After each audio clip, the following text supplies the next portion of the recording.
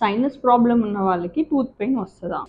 మామూలుగా అయితే మనకి సైనస్ ప్రాబ్లమ్ ఉన్న వాళ్ళకి అప్పర్ టీత్ పెయిన్ అనేది చాలామంది కంప్లెయింట్ చేస్తుంటారు. సో, దానికి ఒక రీజన్ ఉంది. ఏంటంటే మనకు ఈ ఏరియాలో మాక్సిలరీ సైనస్ అంటారు. సో, ఇలా మాక్సిలరీ సైనస్ అనేది ఉంటది. సో, మన టీత్ అంటే like premolars, next first molar ఈ ఏరియాలోనే మనకి ఈ సైనస్ అనేది ఉంటది.